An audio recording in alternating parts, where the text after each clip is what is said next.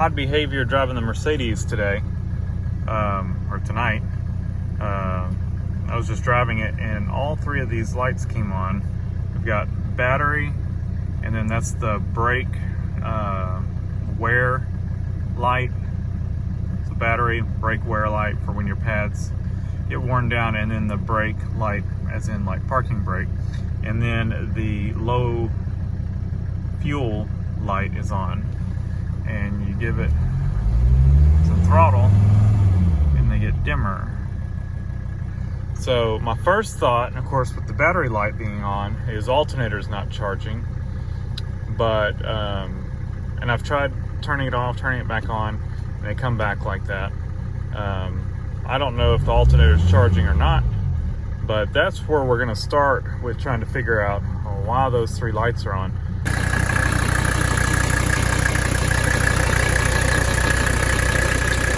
So the alternator's turning down there.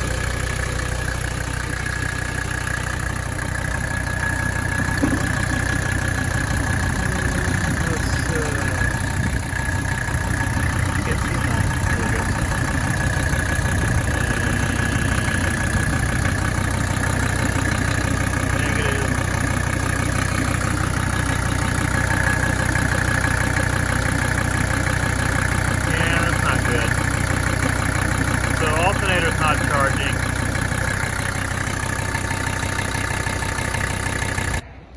So before we just condemn that alternator, you know, that those other lights just have me curious, you know, that there's something else going on. Plus the fact that the regulator on this one, you know, looked to be in good shape, and this alternator looked to be good. Before we just condemn it, and I did go ahead and order another regulator because I said I was going to do that and I never did, just to have one on hand. So I did order one, but I didn't look up a wiring diagram. I should have, but I know that, you know, we've got this junction box right here, little junction box. This, if I remember right, goes down to the starter. I think you can jumper these two, and that will actually crank it over. So this goes down to the starter. This wire right here must be coming either down to the starter or probably back up from the starter, from the your big battery lead, positive battery lead, comes down from, or goes down to the starter, and this brings power back up from that lead. And so then you've got these wires right here, which I think probably go to the alternator, because that wire comes around and it looks like it goes down to the alternator. And these are probably going to be fuse box and other stuff, because they head that way, and I think they probably go around that way or go in the car and come back out. So what I think we're focusing on is this stuff right here. Now we've got this wire right here, like I said, that looks like it comes up from the alternator. And what I noticed is we've got the case of the green crusties right in there. All right, so I touched stripped those wires back, touched them together while it was running, and it didn't start charging. We didn't see any voltage increase, but I went ahead and it definitely was a crusty connection, so it needed to be repaired anyway. And so we've done that. That wire, I'm wondering if that's the dash, or not the dash, but the wire coming from the instrument cluster on the charge indicator lamp. Because I think all we've got going down to the alternator is these little wires here. And so that is probably what that one is. So what we're gonna do is start it up and just see. The battery's getting a little weak, and so if we start it, it sounded a little weak. I drove this thing 30 miles home with the headlights on, with no alternator charging. So that's pretty good. It's a nice thing about these things. There's not much that uses electricity once you're running, unless you're got stuff turned on like the headlights. We got 30 miles home, alternator charging, or an alternator not charging, headlights on. Just throw all this stuff in my pockets. And what that is just a really strong magnet on a thing it's like a laser level thing, but what it works nice for is for soldering. You can kind of take two alligator clips and you can kind of position them however you want to, and they'll stick like that, stick to each other, stick like that, however you want. You can kind of maneuver them around, solder. So let's crank it up.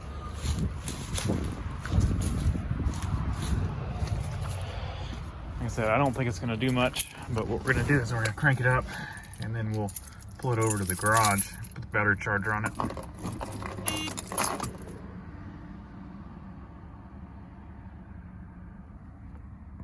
See, those lights come on and they stay on. That is the odd thing about it. We'll unplug the alternator and see if those stay on. Because that is really strange. Let's go check, see if it's charging. I'm sure it's not.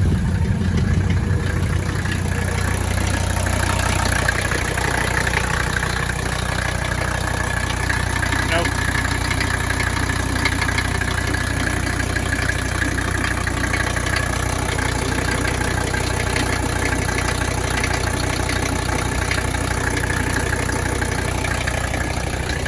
Alright, I'm gonna drive it over and hook up the battery charger. Alright, so got a little trickle charger on it, and that's all I had here at the garage, and I didn't feel like driving over to the shop for the big charger. This will be fine. Let it sit here for a while. But done some testing, and it appears the wiring is all okay. So you got 3 terminals, so those are the 3 that go down to the alternator. So looking at it up there, you should have 2 hot ones. And so what I've done is I've grounded on the alternator itself just to make sure the alternator is grounded. And then I tested these 2 larger lugs. They're both hot. And this one is not, but when you turn the key on, it is. And with the alternator unplugged and the key on, the battery light does not light up, and those other 2 lights do not light up as well. So I'm wondering if there's something going on with this regulator. Something has maybe shorted, or I don't know. Something is not quite right there, I don't think, because we have everything that the alternator needs going to it. It's got a good ground, it's got these 2 hot leads, and it's got this switched hot lead right here to energize it. So don't really know what else to do. I'm going to condemn the alternator or the voltage regulator. So just got home from work. Did not drive the Mercedes, of course, because we're still working on the alternator issues. So straight from Amazon, picked up this AC Delco regulator, and so we're going to put that on real quick. The best, you know, we measured voltages. The voltage looked fine getting to the alternator, so we either have a problem with the alternator itself or the voltage regulator. And so we're going to go with the voltage regulator. Here it is. Where's this thing made? Probably China, Taiwan. That was gonna be my second guess. So I'm gonna go throw this into the car. I've already got a video doing this. Link will be right up top. We'll throw it in there. I did pick up a new tool. Well, picked it up a while back. I haven't used it yet. So I'm gonna be using this to do this, and I'll let you know if it fits in there well. But it's just a little, kind of like a little stubby ratchet, but it's got a 1/4" insert head where you can put bits in it, and I figured I could probably also put a 1/4" socket adapter in there if I wanted to use it for a small ratchet. So let me go put this in there and we'll see if it fixes our issue. It's installed, and the resting voltage of the battery is just 12.8 volts. Let's go take a look. Now, I did end up using that. That AC line is kind of in the way, but I was able to get on that Phillips on a little bit of an angle, like right up with the head of that ratchet thing right up against the line, and get it tightened down. So it did work. Didn't have to use pliers this time, so that was nice. The head on that thing is a little slimmer. It's thicker, but it's not as deep or wide, I guess. So let's see. We should have a battery light.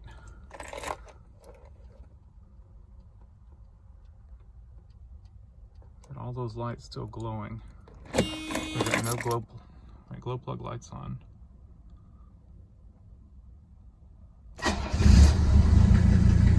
They all went out. Battery light is dim. Get back on. Regulator did not fix our issue.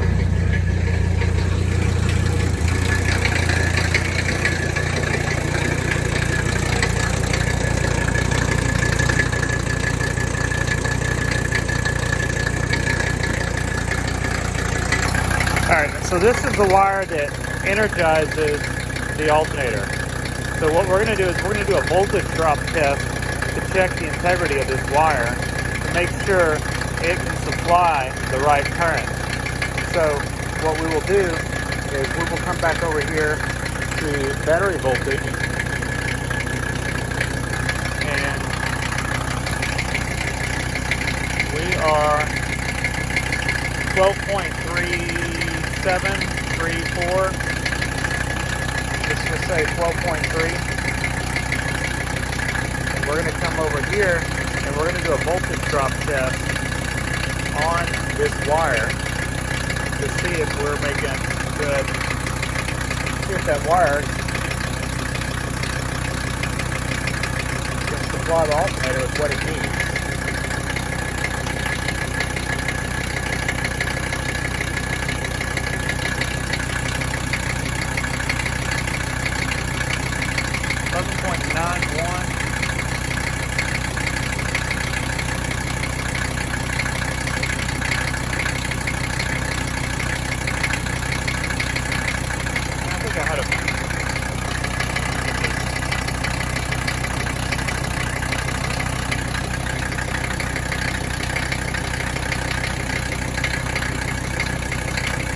.91, so we're dropping like 0.5 volts, but that's good going through that light bulb.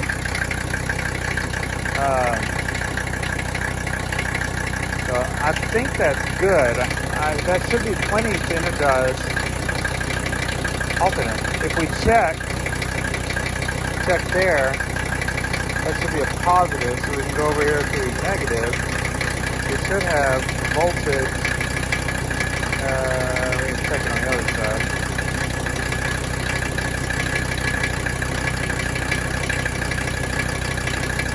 We should have voltage being supplied by the dash, 12.01. That should be plenty to energize the alternator. Alright, so just so we're bypassing all the dash stuff, what I've got, this is the wire that goes down to energize the alternator. And what I've done is I've jumpered it to battery positive. That should energize the alternator and cause it to charge. We're not charging. So,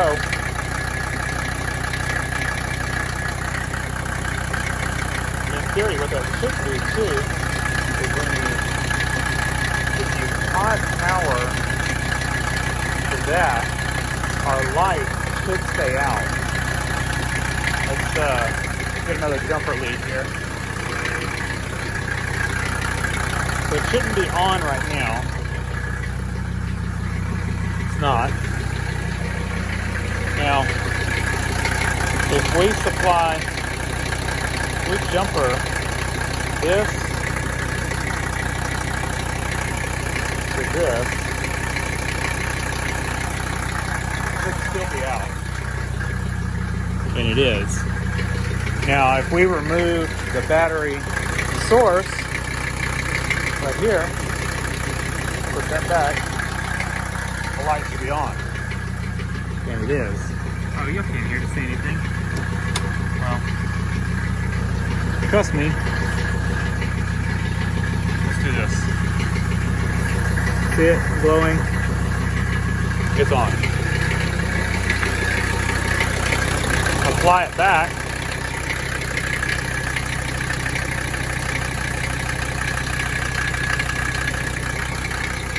And it'll go back out. Check our voltage. And we're not charging. So,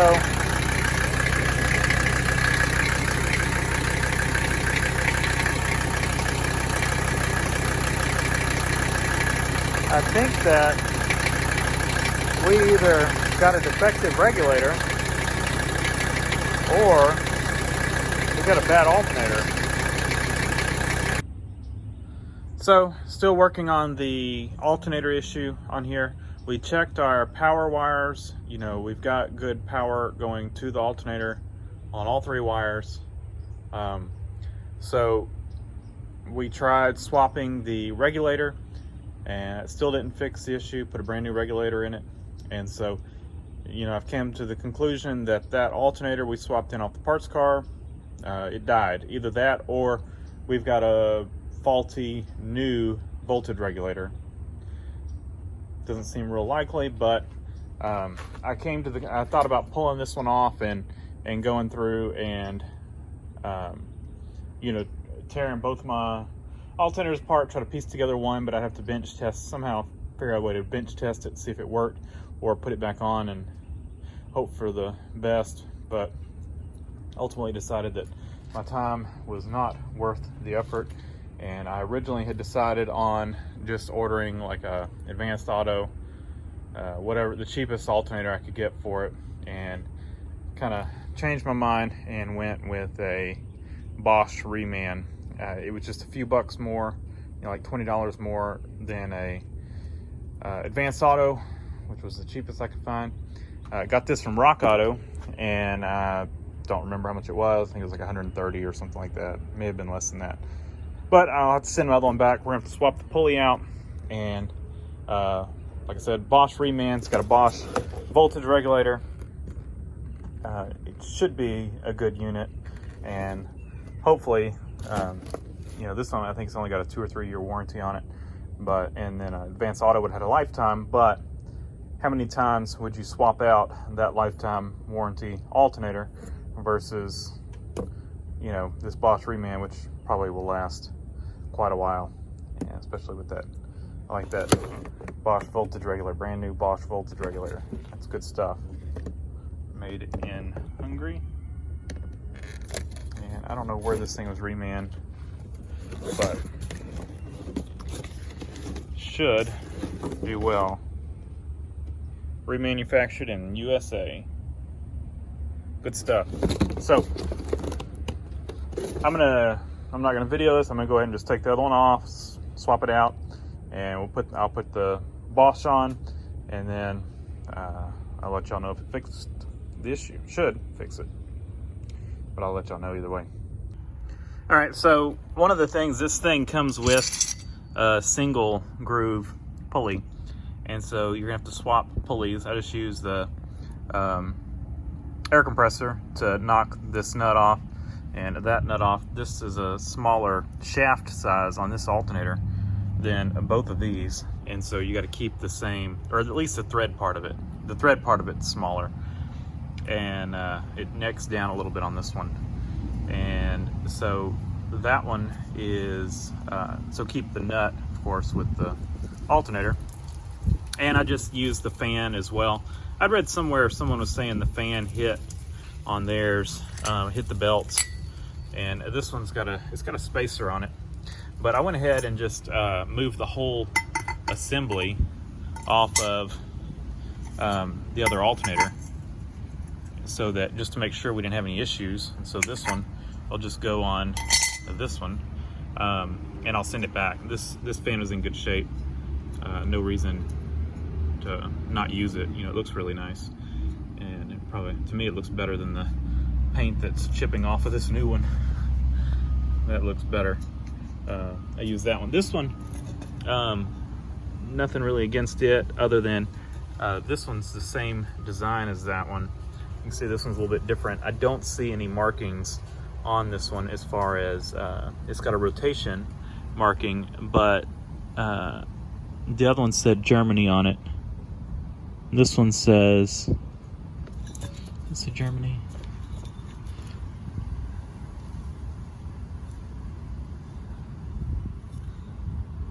Looking, it's got some markings on it. I don't see Germany or anything marked on it. But this one was some kind of a knockoff, not a knockoff, but some kind of other reman. And this one here is a Bosch reman. This one is a 17X, just like that one. I don't know what this one is. I can't read the part number on it. But like I said, Bosch reman. So we used the stuff off of that one. This was my original one. This was the parts car one. And like I said, I don't know if this could have been a 55 amp. The 117 is the 65 amp, which is what this car should have. And that's what this is. You can get for about 20 bucks cheaper. You can get the 55 amp. I don't remember the part number on that one. It might be a 80X if I remember right, AL80X. And this is the AL117X. So this is what this thing should have. There is a difference in the casting between these two. That's another reason why I try to keep everything between these two. The castings are identical. This one's got these little bumps right here, which these do not have. So there's just a little bit of difference in the case with this alternator. I don't know why. Could be that these are cases for an 80X, and this is as well, and they just, you know, redid it to a 117X. I don't know, but I may go ahead and just pull these apart just to take a look at them, and you know, maybe switch some components around before I send one of them back for a core. We'll see. But I'm gonna go slap this one in the car, and we'll see if we got a good charging alternator. Oh, one other thing. This one did not have a keyway in it, a key.